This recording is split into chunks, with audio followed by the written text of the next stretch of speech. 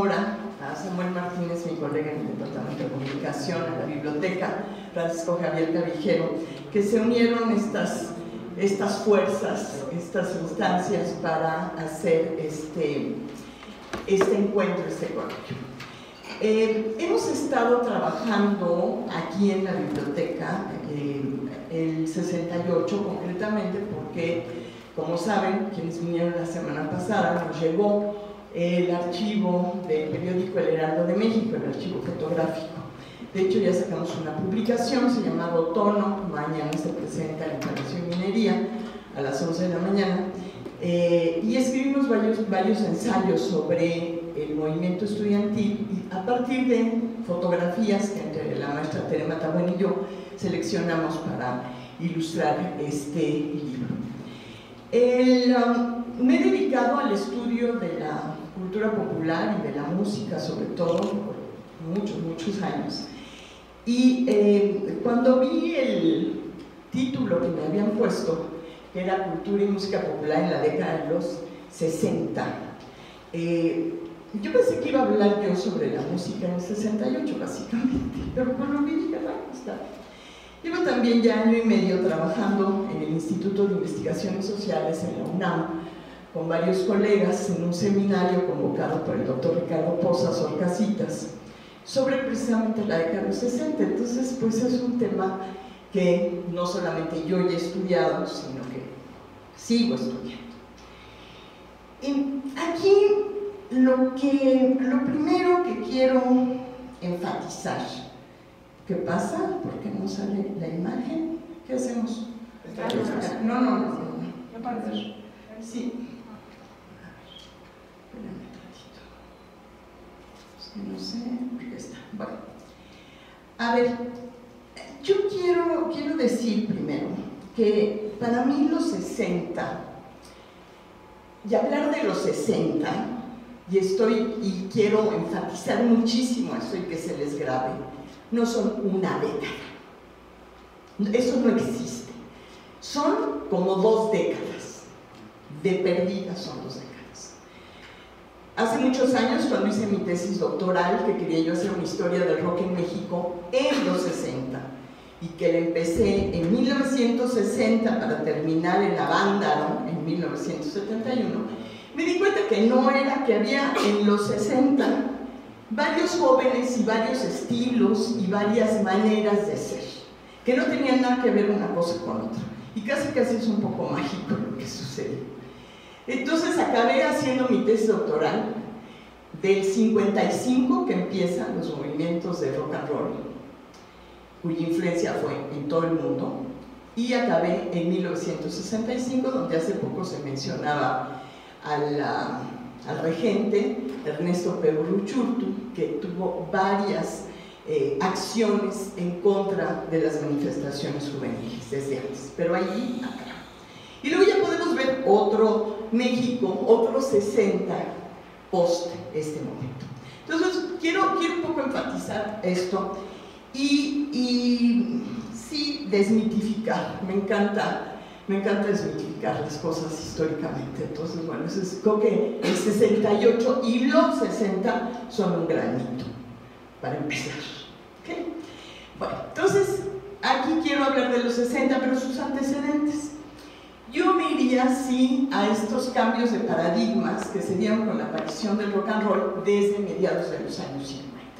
Ahora, el rock and roll como tal, 1954 es cuando aparece comercialmente y cuando se le da el nombre comercial, pero había muchas manifestaciones musicales, culturales desde finales de los años 40 probablemente.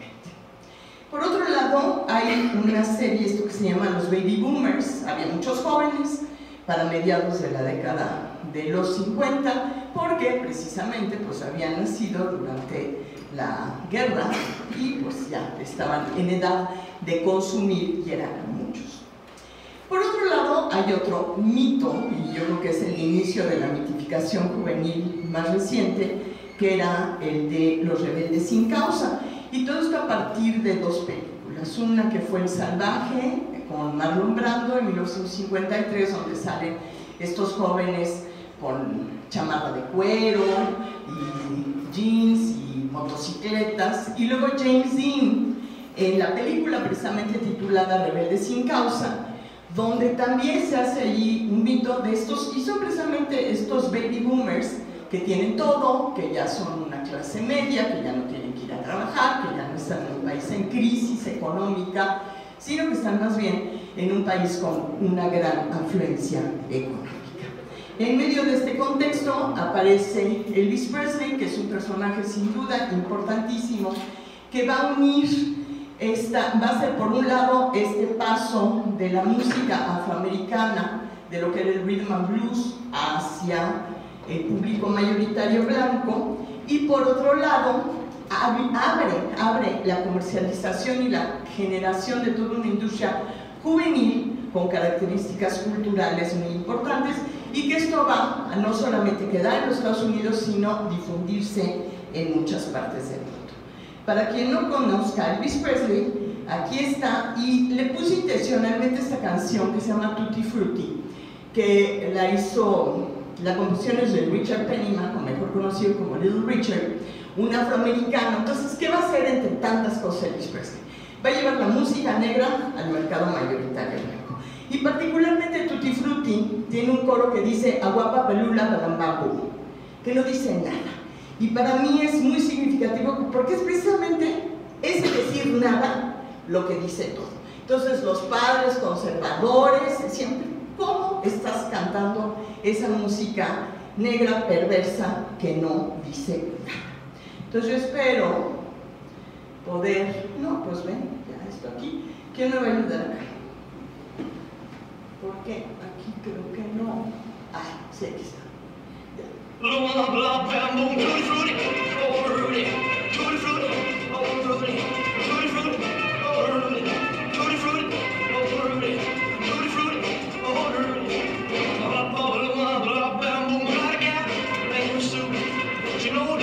Canción que no decía nada.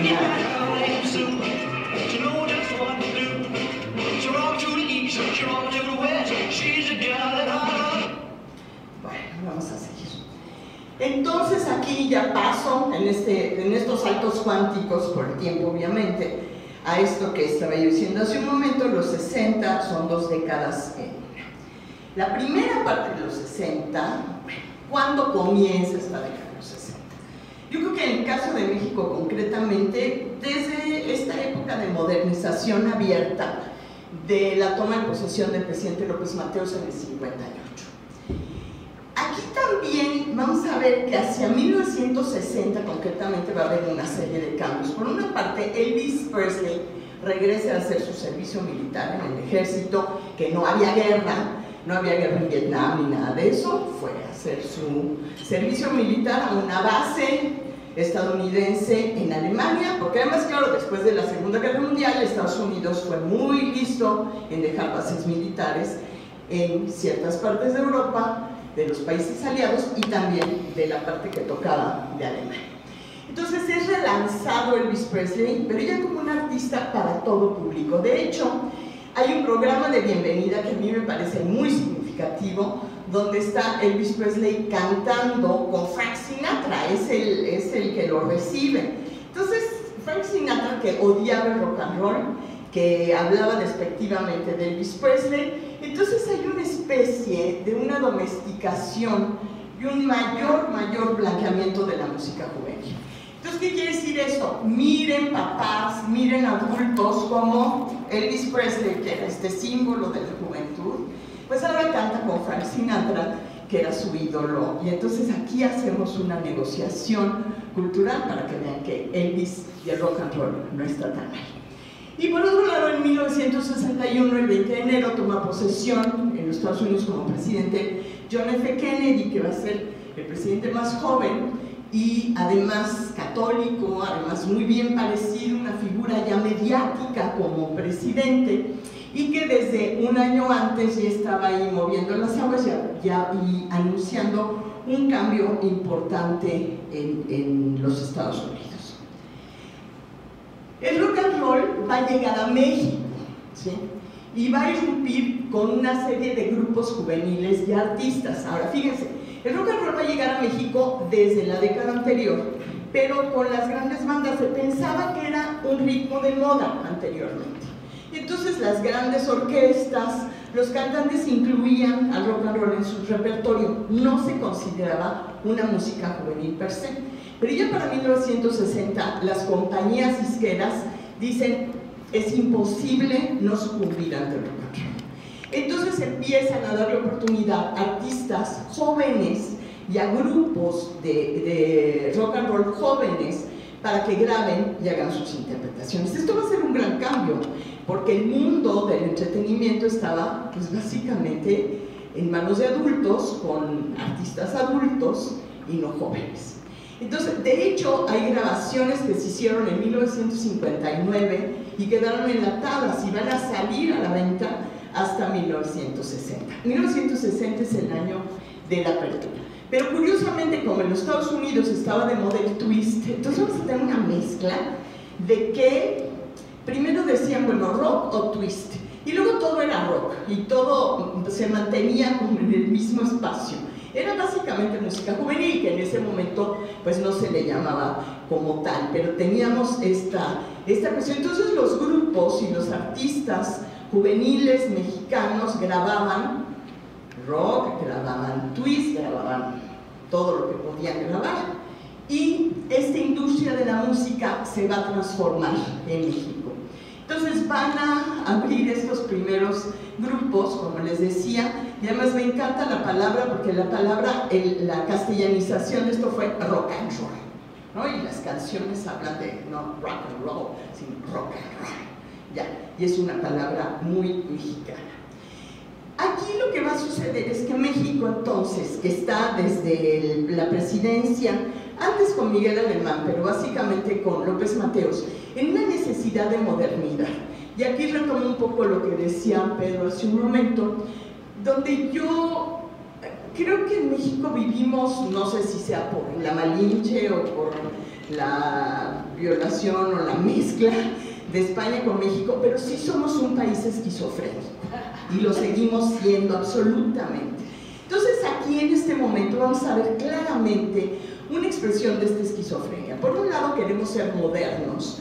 Uruchurtu va a modernizar la ciudad. Si revisamos todas las obras públicas que se hicieron a principios de los 60, va a ser increíble. Entonces va a estar allí López Mateos con la modernidad total. Se negocian de hecho los Juegos Olímpicos, que es parte de nuestro estar ante el mundo como un país moderno, pero por otro lado queremos seguir siendo conservadores. Entonces nuestro conservadurismo va a ser, por un lado, no queremos perversiones que vengan del extranjero, sobre todo Estados Unidos, el rock and roll que había sido muy criticado, y no queremos rebeldes sin causa, y no queremos que nuestros hijos se muevan contorsionándose, pero a la vez pues es un gran negocio y es parte de la modernidad y tenemos que hacerlo. Entonces es un momento fascinante desde mi punto de vista en la historia de México, en este rejuego, y que por otro lado tenemos la amenaza comunista, tenemos la Guerra Fría, tenemos la Revolución Cubana, y entonces queremos ser un país católico. Entonces, ni para un lado ni para otro, porque había estos letreros que se ponían en las casas que decían comunismo no, cristianismo sí. Entonces somos un país cristiano, guadalupano, y no queremos ser comunismo. Pero también queremos ser modernos, pero también, y bueno, pues el rock and roll pues sí está bien, además un gran negocio, pero sí, pero no, así nos vamos viendo desde ese momento. Aquí lo que va a suceder es que nuestros jóvenes en México van a grabar lo que se llama covers, que van a ser básicamente traducciones de canciones originales en inglés. Muy pocos van a componer, sí hubo composiciones de los jóvenes mexicanos, pero no va a haber una expresión propia utilizando el rock and roll. Entonces, en estas traducciones se va a basar la creatividad. ¿Por qué? Porque las industrias disqueras, las empresas disqueras y radiofónicas decían no podemos arriesgarnos a que compongan rock and roll, más bien traduzcan. Entonces aquí pongo un ejemplo. Esta es una canción que grabó Elvis Presley, Good Rockin' Tonight, para que la oigan. Es originalmente un rhythm and blues, Y vamos a ver esto.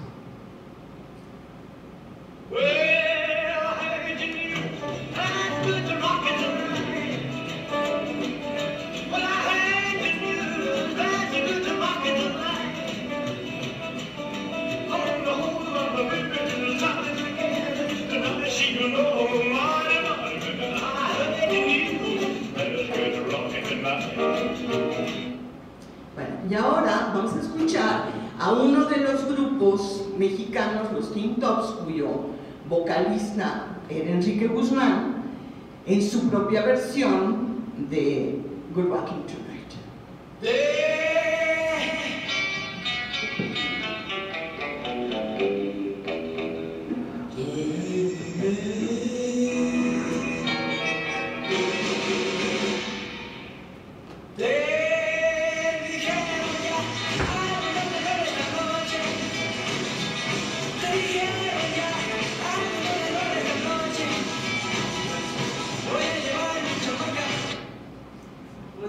Voy a llevar mi chamaca y rock and rollear es un verbo acuñado por Manny Martínez, el que hacía las traducciones de los Teen Tops en México. Bueno, básicamente esto sucede muy a grandes rasgos. Pero pues fíjense, muy rápido, casi 62, aquí lo vamos a ver. La industria disquera en México va a dar un giro y va a sacar cantantes solistas. ¿Sí? Entonces, estos cantantes solistas van a ser, por ejemplo, Enrique Guzmán, que viene de los Teen Tops, César Costa, que venía de los Camisas Negras, en fin, y van a surgir otros cantantes solistas que van a dejar de lado el rock and roll y van a cantar baladas.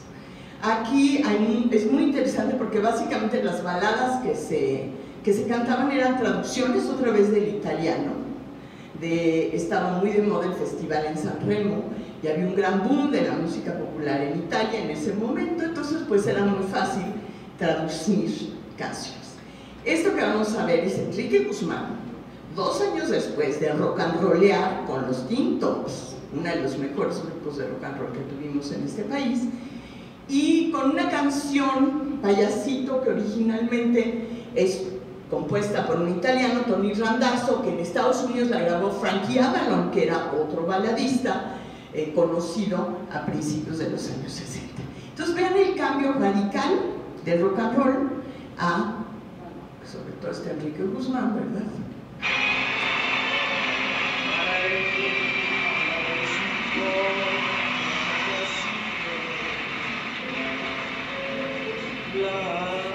Se sonreír, si triste está,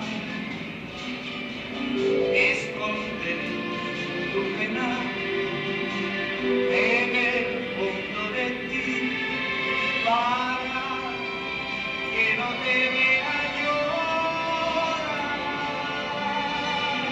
Tienes que sonreír,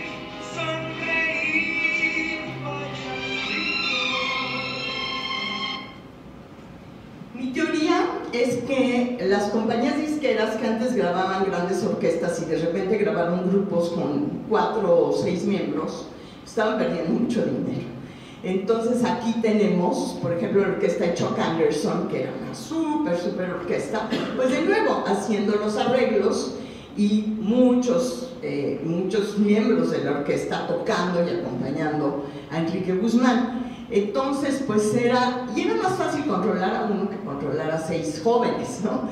Y por ahí se fue la industria. Bueno, aquí tenemos las mujeres, también van a empezar a actuar y van a empezar a estar en la música. La novia de la juventud, sin duda, fue Angélica María, que después tiene una trayectoria muy interesante porque va a ser la musa de José Agustín y de varias películas hacia finales de los 60, principios de los 70. Pero aquí está, en 1964, una película que se llama La sombra de los hijos, donde la mamá, que es Marga López, pues está muy preocupada porque sus hijos se andan descarrilando, y aquí está en su casa Me encanta esta escena porque está un tocadiscos portátil. Si no saben qué es un tocadiscos, pues ahorita lo van a ver. Y es una canción además compuesta por Armando Manzanero.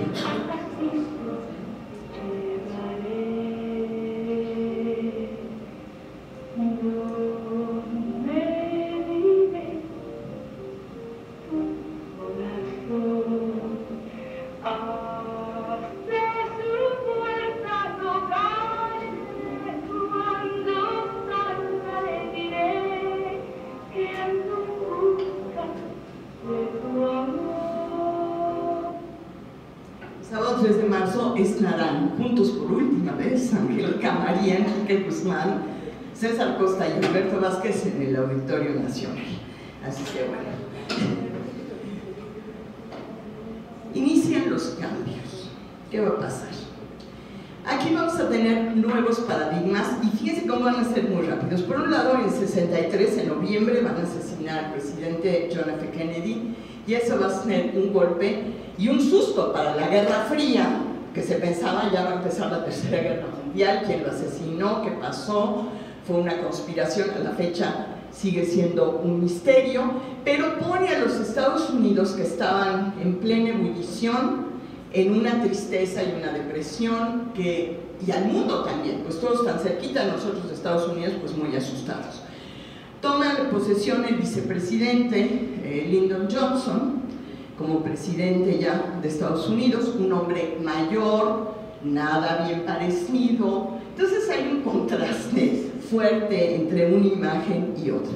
Comienzan también las marchas por los derechos civiles, ya de una manera muy intensa. Está la famosa marcha de Martin Luther King en agosto del 63, y empiezan también, y aquí lo recalco, no solamente fue importante la aparición de la comercial de la píldora anticonceptiva en 1960, sino la aparición de este libro, La mística femenina, de Betty Friedan, que está considerado como un parteaguas en este nuevo movimiento feminista.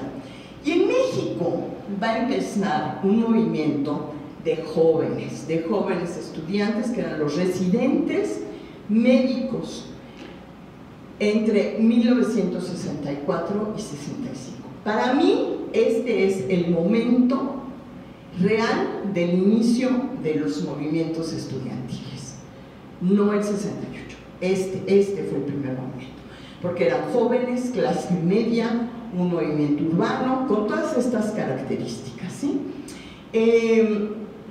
Aquí también, no lo puse, pero quiero recalcar, había los jóvenes, y sobre todo estos grupos de jóvenes que cantaban rock and roll, twist y baladas, estaban en giras por todo el país en algo que se llama las caravanas Corona, que patrocinaba ¿quién? Pues la cerveza Corona. Si ahorita vemos el Corona Capital, pues no es nada nuevo.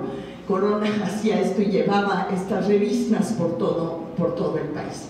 Y en la Ciudad de México, concretamente, había lo que se llamaba los cafés cantantes, que eran lugares donde tocaban los artistas juveniles para un público juvenil, que se vendían refrescos, limonadas, leches malteadas, y se escuchaba música. Era muy, muy inocente. Ernesto Perruchurtu comenzó a cerrar los cafés cantantes también. Ya para 65 creo que sobrevivía un café cantante. Entonces sí fue una represión real, de otra manera, hacia los jóvenes. Y por otro lado, los conciertos de rock estaban prohibidos. Sí se permitía, sí los llevaba un adulto, sí los llevaba una empresa, pero así como que vamos a permitir que del extranjero vengan a actuar, era muy difícil, el gobierno no lo permitía porque consideraba, Uruchurtu específicamente, que era una perversión y una mala influencia para los jóvenes. ¿Qué va a pasar en ese 64, 63, 64? Va a comenzar, no solo en Estados Unidos, en el mundo, lo que se llamó la invasión inglesa, que van a ser una serie de artistas ingleses que van a llegar con la misma música que tomaron de los Estados Unidos, porque en Inglaterra también los jóvenes, como los mexicanos, hacían covers, y lo devolvieron a los Estados Unidos. Hubo cientos de grupos, el más importante obviamente fueron los Beatles. Entonces Entonces aquí tenemos un cover de una canción popular en los Estados Unidos, Twist and Shout, pero en esta versión de los Beatles. Entonces aquí de nuevo la evocación al twist, pero con su propio estilo.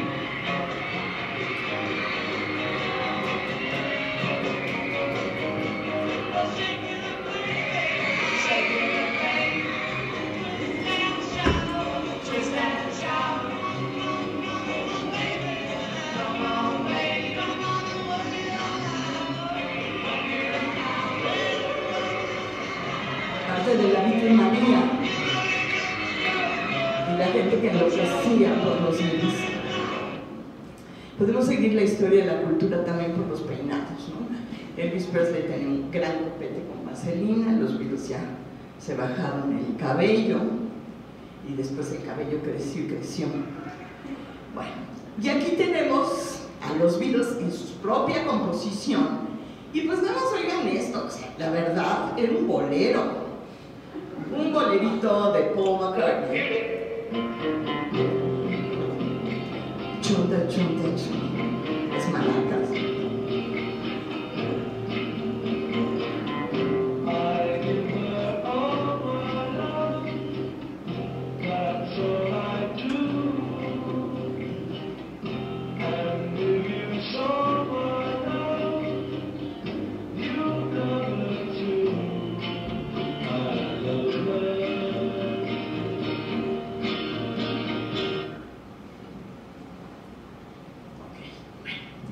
La segunda mitad de los 60.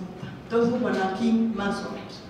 Por un lado, en los Estados Unidos, la guerra en Vietnam empezó a crecer y crecer y crecer. Yo digo siempre que John F. Kennedy se murió en el momento correcto, porque si no, no hubiera pasado a la historia como este mito y este gran presidente, porque él empezó, no la guerra en Vietnam, pero sí a enviar técnicos y supervisores y tal, ya él hubiera crecido la guerra en Vietnam. Entonces al que le creció fue a Lyndon Johnson y para eso pues ya no alcanzaban los soldados, y entonces empiezan a reclutar jóvenes en los Estados Unidos y empiezan a quemar sus cartillas. El primer movimiento de quema de cartillas de reclutamiento fue en 1965, en octubre. ¿Qué pasaba? A los 18 años tenías que hacer el servicio militar, y el servicio militar era entrenamiento express, 2 semanas, vámonos a matar vietnamitas. Mientras que la mayoría de edad o la ciudadanía se daba a los 21 años. Entonces, a los 21 años podías comprar alcohol, comprar cigarros, votar.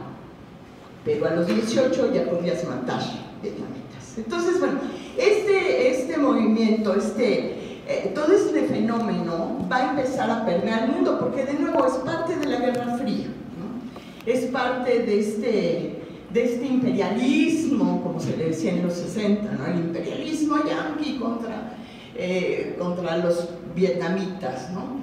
Entonces empieza todo este movimiento y esta protesta contra la guerra de una manera más organizada.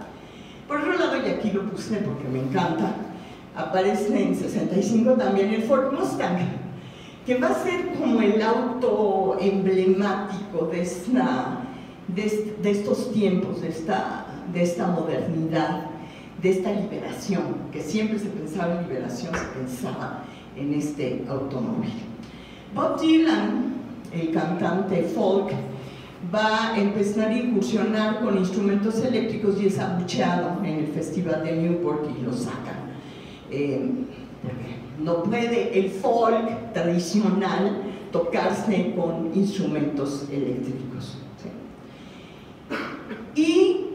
Y los Beatles van a grabar Rubber Soul y Revolver, que van a ser 2 álbumes ya de experimentación de estudio. Lo que grabaron en el estudio en estos dos álbumes no se va a poder reproducir, no tenían la tecnología para ser reproducido así en conciertos en vivo. Entonces era muy difícil tocar una canción, por ejemplo, como Norwegian Wood, con toda esta experimentación auditiva gracias al productor George Martin, en un estadio o en un concierto donde todo el mundo gritara. Ni siquiera había los aparatos ni la ni las posibilidades de hacerlo. Ernesto Che Guevara abandona Cuba, esto también va a significar una escisión en Cuba, pero también un inicio de los movimientos guerrilleros de una manera más fuerte. La revolución cultural china, también otro tipo de izquierda va a aparecer en China, y concluye en 65 el Concilio Vaticano II. Esto va a ser un gran cambio en la Iglesia, en los sacerdotes y en la manera de relacionarse con la gente. Por decirles una, las mujeres dejamos de utilizar velo para ir a la iglesia. La iglesia, los altares, en lugar de que el sacerdote diera la espalda a los feligreses, estaba de frente, y por otro lado la misa se celebraba en el idioma de cada localidad y ya no en latín. Entonces sí fue una gran revolución ese momento. En 1967 va a suceder un parteaguas, que fue esto que se llamó el verano del amor, que se dio básicamente en California, pero también permeó a todo el mundo. Para mí es una rendija en la historia de la década de los 60, un momentito que se vivió una especie de utopía. Por una parte, había muchísimas más manifestaciones en pro de la paz, contra la guerra, específicamente en Vietnam, y había toda una idea de volver a la naturaleza, claro, contra todo el capitalismo y toda la comercialización y todas las industrias, etcétera, etcétera. Vamos a volver a la naturaleza, vamos a volver a la vida en comunas, o más bien a hacer vida en comunas, y el cabello ya no era cortito como el de los Beatles, era largo, mujeres y hombres con el cabello larguísimo, y el cabello se vuelve un símbolo de estos tiempos. También va a haber una gran inspiración en la música y en las filosofías orientales. De hecho, ya por ejemplo los Beatles y los Rolling Stones habían empezado a explorar con instrumentos orientales. Al año siguiente, 68, los Beatles se van a ir a meditar con el Maharishi Mahesh Yogi en India. Y bueno, de hecho, en 67, en el Festival de Monterey, en California, va a estar como uno de los músicos Ravi Shankar, el gran citarista y maestro de George Harrison. También va a haber el uso de sustancias psicotrópicas para la expansión de la mente, que empieza primero, pues no estaban prohibidas, y después ya se comenzaron a prohibir, y pues la idea era tener estados de conciencia alterados, que probablemente en ese momento eran mucho más agradables que ir a matar vietnamitas a Vietnam, por una razón que no se entendía muy claramente, sobre todo cuando tienes 18 años.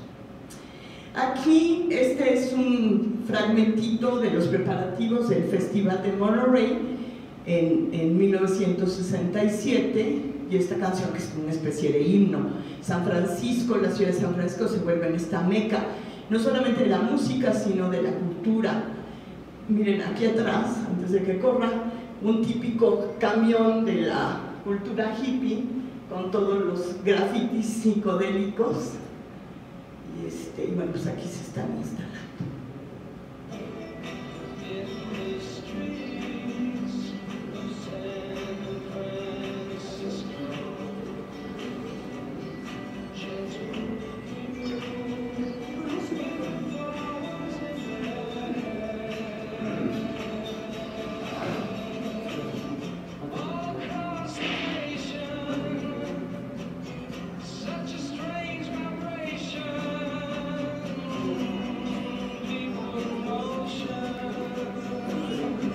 Miren cómo instalaban el escenario para el festival. Vean, nos morimos de la risa con ese escenario hoy día. Pero fíjense, fue un concierto, un festival, no el primer festival, pero sí el más importante y emblemático. Vendieron algo así como 5,000 boletos y llegaron 50,000 personas. Entonces también fue un poco lo que pasó luego en Woodstock. Vendieron entonces, gracias a esto, 50,000 entradas y llegó 500,000 de personas. Entonces fueron estos acontecimientos totalmente rebasados. En la parte parte del uso de sustancias psicotrópicas derivó en lo que se llamó la psicodelia, tanto cultural como musicalmente. Hubo muchas obras musicales de la psicodelia, muchas bandas psicodélicas, pero finalmente la obra maestra de la psicodelia fue el Sargento Pimienta de los Beatles, que también nos podríamos estar horas y horas hablando nada más de ese álbum. Pero aquí pues vamos a poner esta que es emblemática, la canción Lucy in the Sky with Diamonds, que se decía que hacía alusión al LSD, a las drogas. Eso sigue siendo un mito, pero sobre todo aquí lo interesante es que los Beatles hoy día podemos ver quiénes están aquí, incluso cuando salió el CD, pero en ese momento no se sabía.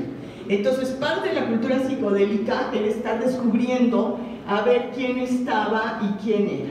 Aquí hay una especie de los Beatles en el funeral, viéndose ellos mismos con las estatuas del Museo de Madame Tussauds de cera, viendo su funeral, y aquí en su alter ego, personificados como miembros de la banda del Sargento Pimienta. Es el primer álbum conceptual que no va a tener ningún disco sencillo, eso también cambia, lo tenías que comprar y escuchar todo.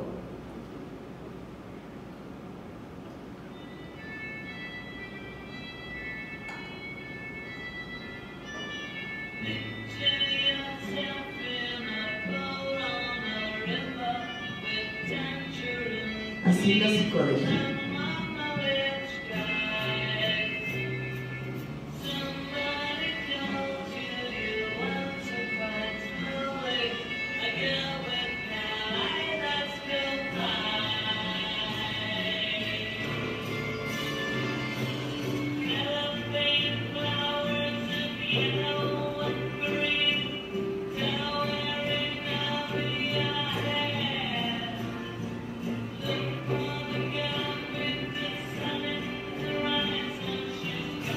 Ya son escenas de la película Submarino Amarillo que salió. Sí, ya. Bueno. En 1968, entonces ya vamos a tener, como se ha mencionado ya, revoluciones y movimientos.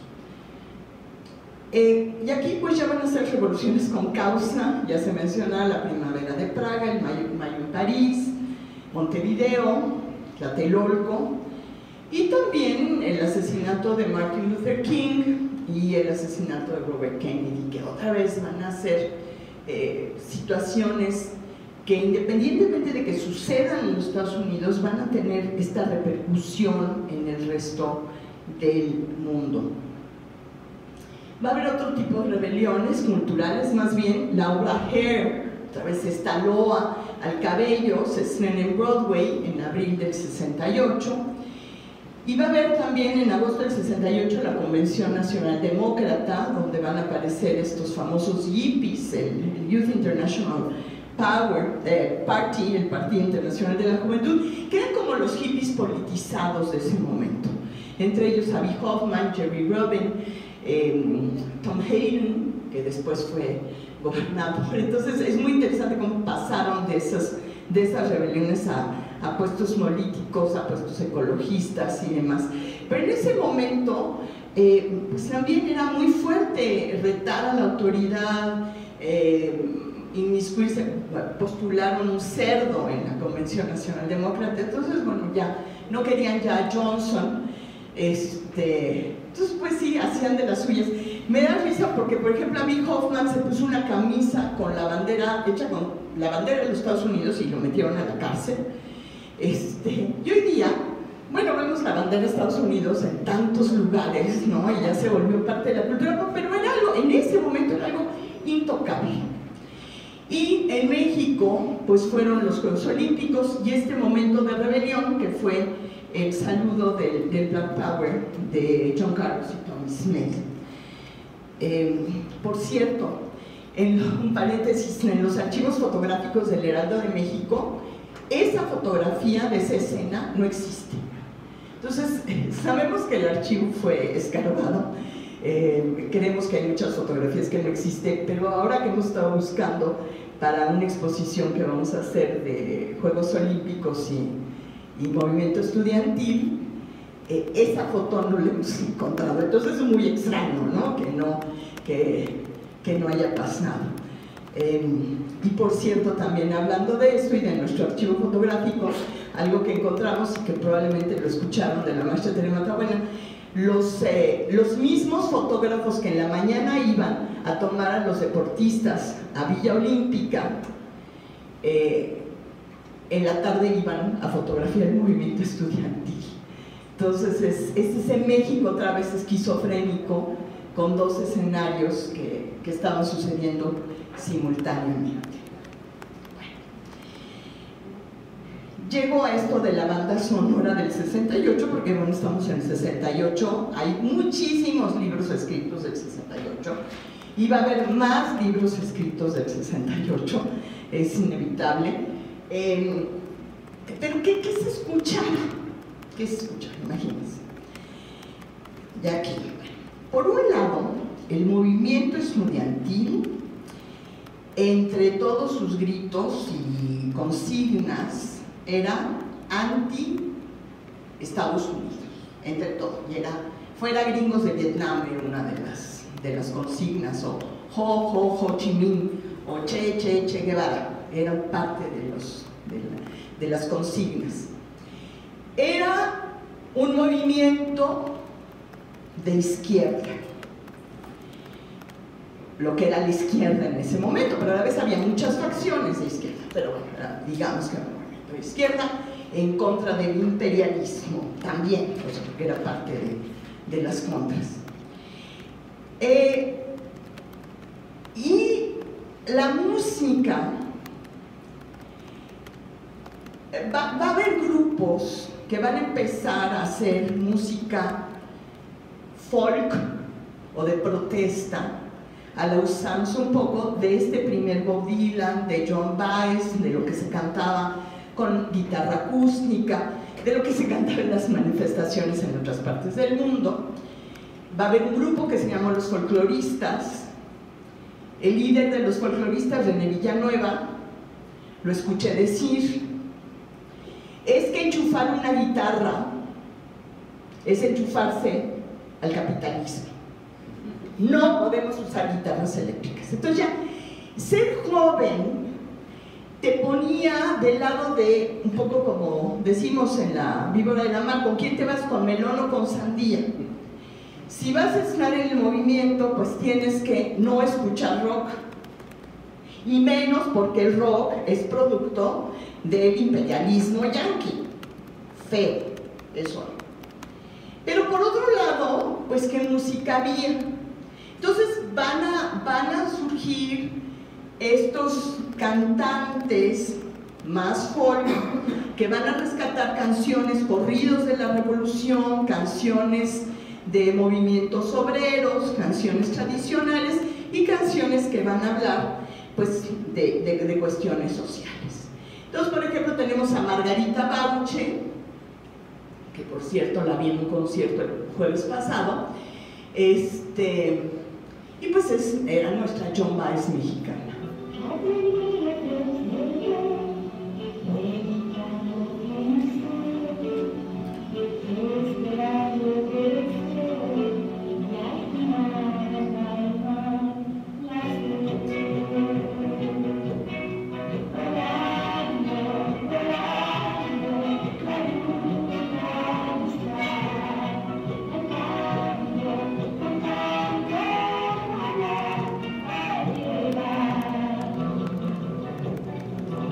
Estos artistas tocaban, por ejemplo, en lo que se llamaban los mítines relámpago. Se llegaba en un camión a algún lugar, se sacaba un micrófono, un magnavoz, se hacía alguna consigna y se tocaba una canción y se iban a otro lugar. El otro gran cantante fue Óscar Chávez. Óscar Chávez un año antes había filmado la película Los Caifanes, que se vuelve emblemática también, donde creo que los Caifanes mezclan, o sea, muestran este México. Por un lado está Julissa y Álvarez Félix, y por otro lado están el Gato, que es Sergio Jiménez, y Óscar Chávez, de hecho hasta sale, hay una escena Carlos Monsiváis, y estos no son Méxicos, y cómo este México fresa, conservador, coincide por una noche con estos otros, ¿no? Entonces, bueno, Óscar Chávez fue fundamental también en su cantar, y aquí está interpretando una canción cubana de Carlos Puebla, que es Hasta Siempre, comandante Che Guevara, que le escribe Carlos Puebla cuando sale el Che Guevara de Cuba.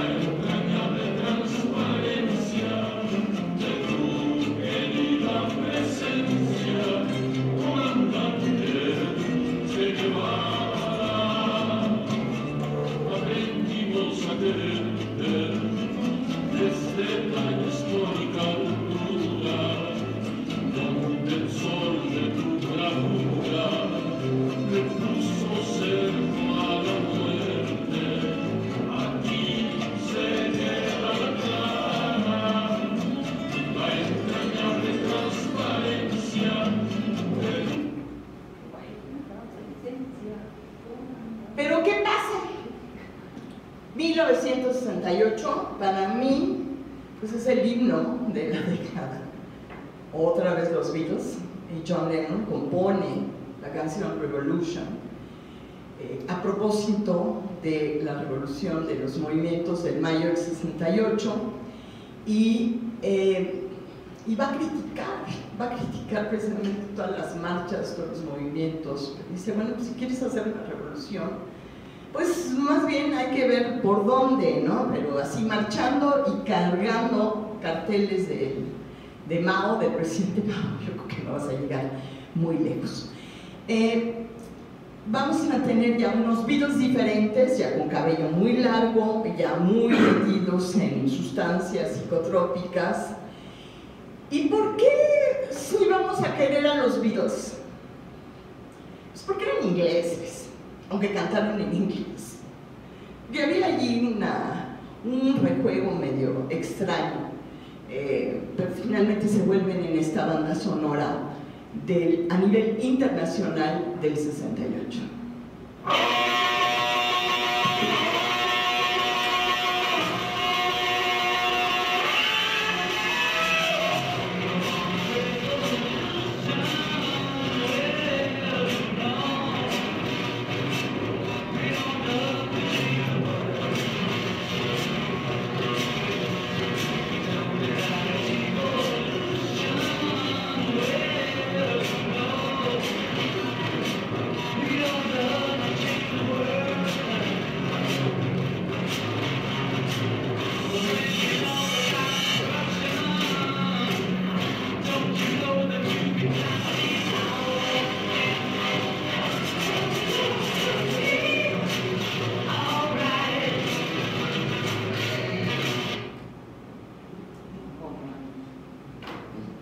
La canción más importante de 1968, la número 1 a nivel mundial en todas las listas de popularidad de todo el mundo, fue Hey Jude. Apareció como sencillo, no apareció dentro del álbum blanco, y es el lado B del disco, más bien el lado B va a estar la canción Revolution. El 68 en todo el mundo fue Hey Jude.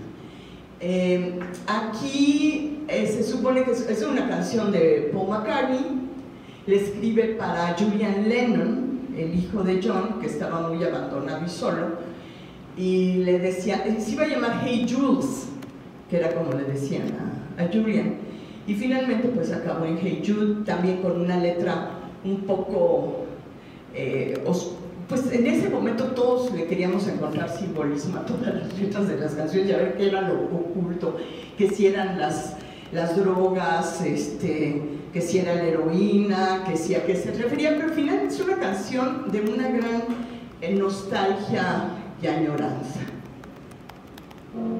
Hey,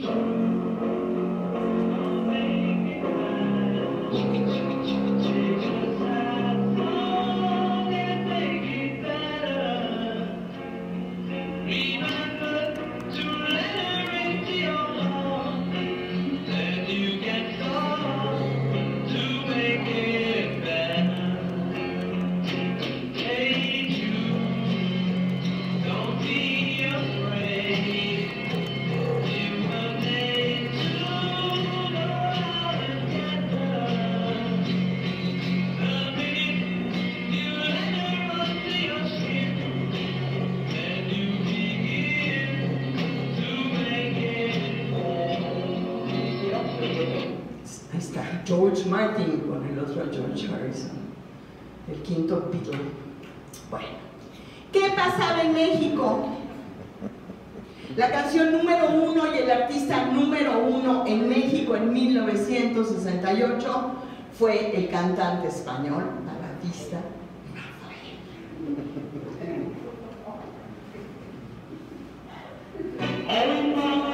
es un día especial, es un día de la noche.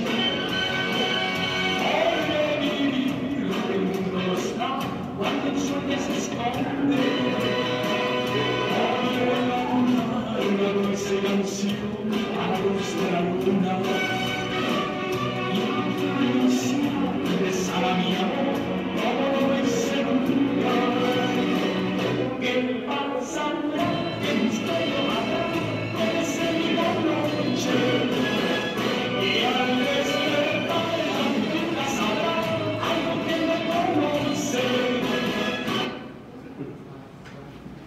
Así las cosas, así. Entonces que no me digan que pasa una cosa, o sea, lo sé perfectamente y lo tengo bien documentado, que por ahí estaba Rafael. Claro, tuvimos también una invasión de artistas españoles, Rocío Dúrcal, Marisol, Rafael, desde como en 63, 64, con películas, muy buenas producciones, muy buenas canciones pop, y bueno, y cantando en español. Claro, vengan, las disqueras, la radio y el gobierno, esto sí queremos. Mira, tiene su pelito como los Beatles, no pasa nada. A manera de epílogo, y aquí me quedo, que estos 60 de nuevo, termina la utopía. 69 para mí es el fin de la utopía. Se del Festival de Woodstock en agosto de 69, como yo decía, llegaron 500,000 de personas, fue declarado estado de sitio, el ejército en helicópteros lanzaba la comida porque no había manera de llegar al lugar, no había agua, no había comida, no había baños y no pasó nada.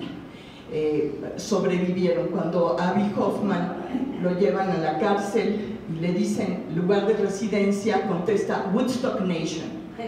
Un lugar de 500,000 de personas es verdaderamente un país o una ciudad, absolutamente. En California, en una población que se llama Altamont, en diciembre del 69 se quiere hacer el Woodstock, pero en la costa oeste. Si California había sido el paradigma de la cultura y de la música, ¿por qué Woodstock iba a ser tan importante si estaba en Nueva York y en la costa este? Es un desastre. El Festival de Altamont lo organizan los Rolling Stones, están varios artistas, Jefferson Airplane, Grateful Dead, y frente al escenario acribillan a un joven, lo puñalan, y bueno, es de verdad un desastre. Entonces, paz y amor relativo, ya las cosas no eran tan lindas, ya no estaba tan fácil todo, y eso fue el símbolo de que estos jóvenes en torno a la paz y al amor pues también matan, ¿sí? y también hay violencia. Y por otro lado, me gusta mencionar la película Easy Rider, dirigida por Dennis Hopper, que era el pandillero jovencito que salía en Rebelde Sin Causa, era Buzz, el jefe de la otra pandilla con la que compiten en una carrera de coches, James Dean y él. Y en esta película debuta Jack Nicholson, pero está Peter Fonda con la famosa Chopper en este personaje emblemático del Capitán América. No les cuento la película si no la han visto, porque sería un spoiler platicarles en qué termina, pero para mí es una película muy simbólica, donde este sueño hippie y este sueño de la utopía tiene un fin un tanto dramático, pero es una película muy importante. Años después, digo yo, el mito continúa. El 68, como decía ya, se han escrito docenas de libros, este año se van a escribir más, hay cualquier cantidad de congresos y encuentros y todo en torno al 68. Y en México pues ha habido también muchas canciones escritas sobre el 68. Muchos grupos jóvenes, ya cuando el rock en México volvió a tomar fuerza, sobre todo en los años 90, después de haber sido acallado, se va a escribir sobre el 68 y se va a preservar este mito de estos. Entonces, quiero cerrar con el Tri, con Alex Lora, que era Three Souls in My Mind. Él empezó, pues sí, hace prácticamente 50 años, y esta es una canción que se llama Amor del 2 de octubre, de un álbum del 2000. No podemos volver.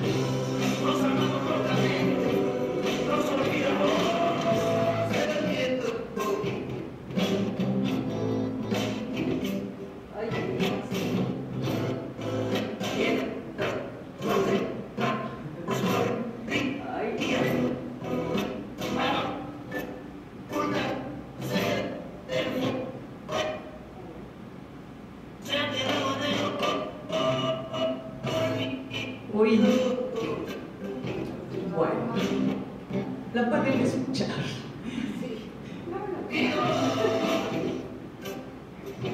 Esta foto es tremenda.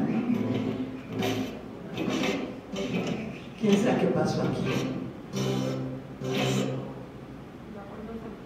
Bueno, pues resulta que pues Alex Lora, como muchos le cantan al 2 de octubre y a Tlatelolco,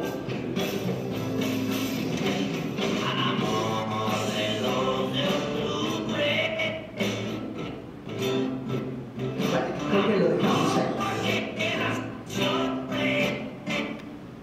Bueno, con esto termino, muchas gracias.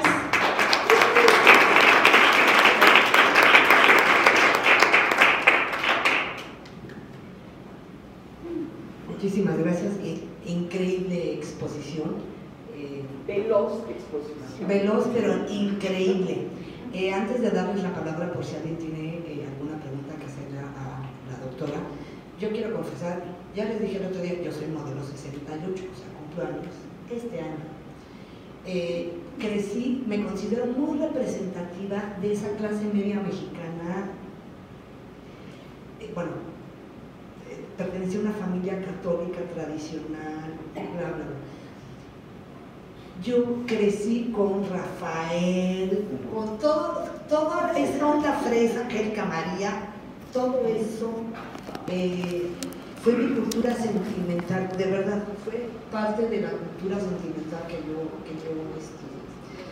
con la que yo viví, y siempre me he preguntado, y esa sería mi pregunta a la doctora Palacios, ¿cuáles eran los movimientos de música mexicana o los cantantes, los más representativos, si existían, que estaban confrontando todo esto?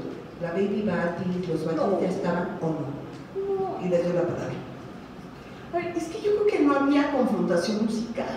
Creo que aquí los que decían la protesta, pues eran estos Oscar Chávez, Margarita Bauche, los folcloristas, pero no había así que estaban enojados contra los gringos, contra el régimen, contra los malditos patrones explotadores, pero no había una expresión juvenil que realmente la expresión juvenil lógica era el rock. No, pues el rock era gringo, se cantaba en inglés y se usaban instrumentos eléctricos, eso no podía ser, ¿no? Entonces de hecho cuando hay nuestro Woodstock mexicano que fue abandonado en 1971, los artistas cantaban en inglés, no cantaban en español, se apropiaron y fue un movimiento pues relativamente marginal, porque no eran grupos que se tocaban en la radio. Sí, en la radio había baladas, estaba Armando Manzanero, Carlos Rico, otra cosa. No había el rock como protesta en México, creo que se empezó a tomar desde los años 90, si acaso. Mi protesta más abierta pues sería Molotov, pero es muy reciente, ¿sí? De tomar una forma musical para protestar como joven, ¿sí? Es de nuevo la esquizofrenia. Bien fresa, diríamos hoy, todo. Gracias, Julia, muy rápido, pero no para. Nos transportaste, insisto, esto nos está transportando a los que ya teníamos cierta edad en el 68. Oye, todo esto que pasaba era en las grandes ciudades. En México, ¿qué música se escuchaba en un rancho, en un estado, ¿no? En una pequeña ciudad de X estados? Sabemos que hay música en la parte norteña, que hay un tipo de música, en la parte del sur hay otro tipo de música, pero ¿qué se escuchaba en ese tiempo, ¿no? En ese tipo de lugares? Bueno, y quiero decir también, los movimientos estudiantiles estuvieron en Morelia, estuvieron en Puebla, estuvieron en el norte, hubo muchas ciudades y universidades que tuvieron sus propios movimientos, por una parte. Por otro lado, había la radio, era otra cosa. La radio era una radio musical y teníamos estaciones de muchos tipos, y esto desde que inició prácticamente la radio. Entonces había la música ranchera, genérica, sí, todos los cantantes rancheros y mariachis y demás, donde se infiltró el bolero ranchero. Luego también teníamos la música tropical. No había salsa, la salsa es un invento neoyorquino posterior, pero era la música tropical. Y entonces ahí entraban pues cumbias y cosas, pero no había esta distinción, sí, todo lo que sonara un poco caribeño por allí. Luego había la música juvenil, sí, pero también podíamos escuchar muchísimas otras cosas. Toda esta explosión, había una estación que se llamaba Radio Capital, que tenía un programa en la noche que se llamaba Vibraciones, emblemático, porque decía Vibraciones. Entonces así, era todo psicodélico, y entonces empezaban La Bruja Cósmica, Janis Joplin. Entonces podíamos escuchar a todos estos que estaban en las listas de popularidad en los Estados Unidos, en Inglaterra, había esa conexión también. Y luego había las estaciones de canciones románticas, de boleros, básicamente, sí, había muchas expresiones en ese sentido. La radio tenía también radionovelas, muchísimas, que eran fundamentales. Y Radio UNAM tenía un programa en la noche también que se llamaba Rock en la Cultura, donde estaba Juan Villoro, por ejemplo. Y entonces se tocaba todo este rock que no llegaba a... Estaba Diez Rosales también, varios. Sí, entonces por ahí iba el panorama. ¿Sí? No existía todavía la música banda como tal, ni esto, pero era ranchero, todo ranchero, pues llegaba. Raúl. No, está bien.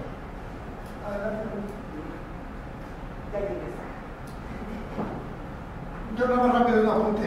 Yo soy modelo 83.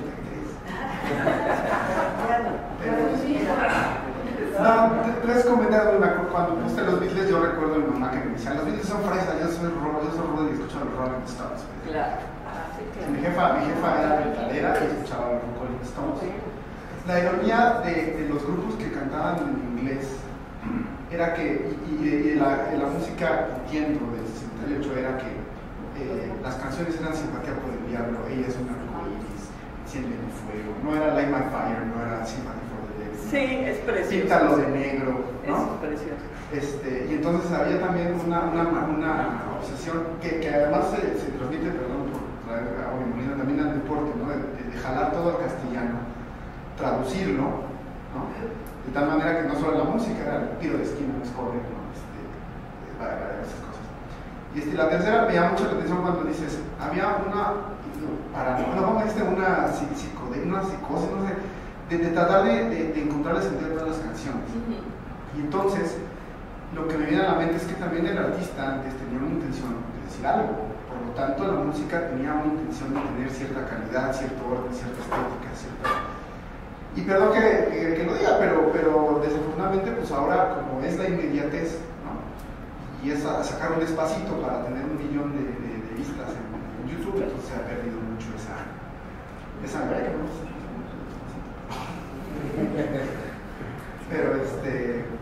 pero sí, me llamó mucho la atención eso que decías, de encontrarle sentido a todas las canciones, ¿no?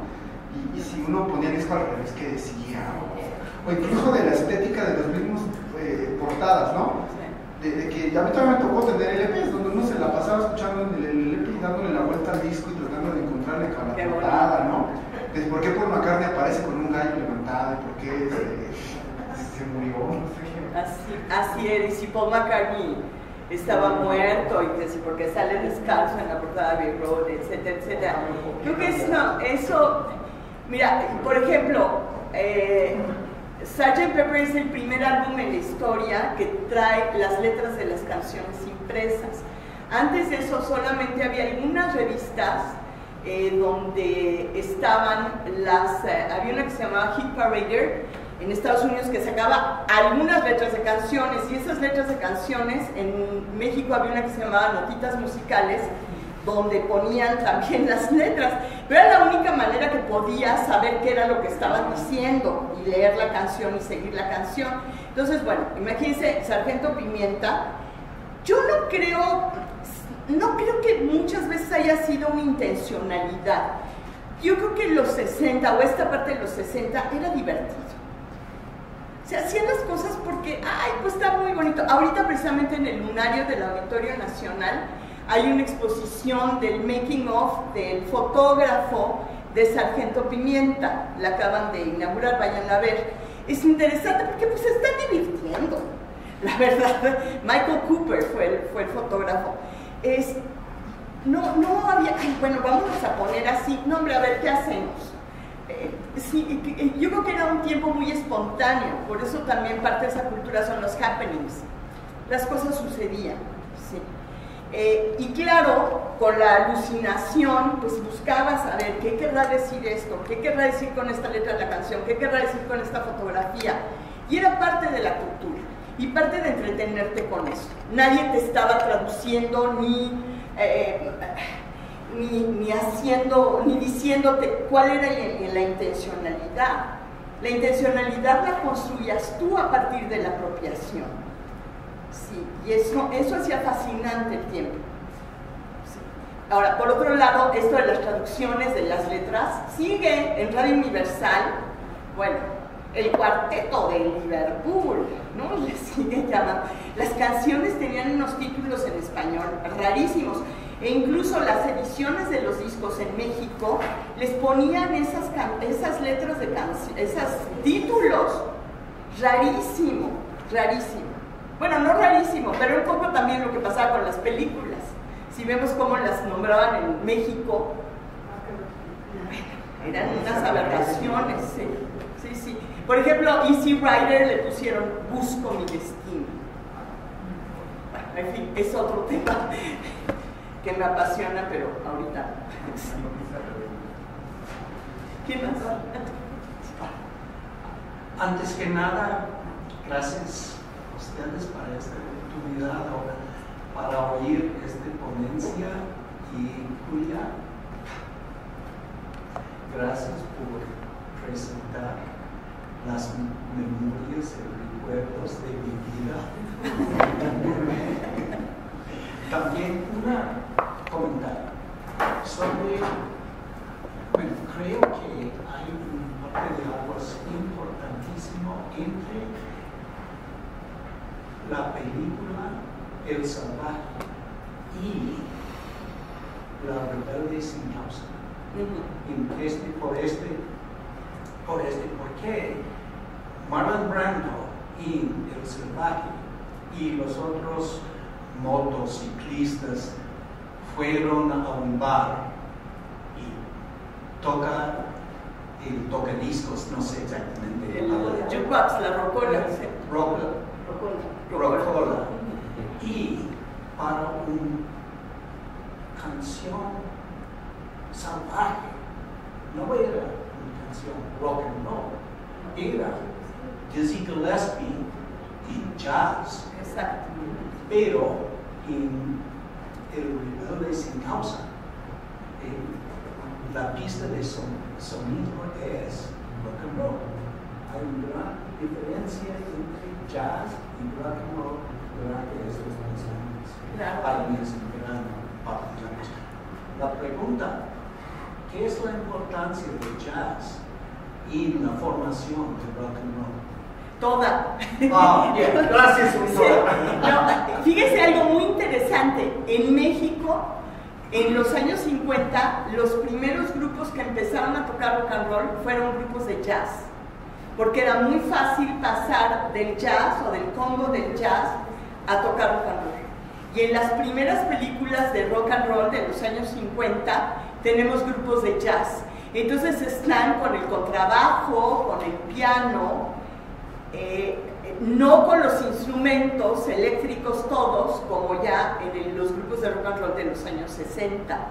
Sí. Ese es todo un tema. Lo ha investigado un poco Federico Rubli en el caso de México, pero sí es la influencia, la presencia es mucha. Y además es curioso, en las películas juveniles mexicanas y muchas estadounidenses, la banda sonora es jazz.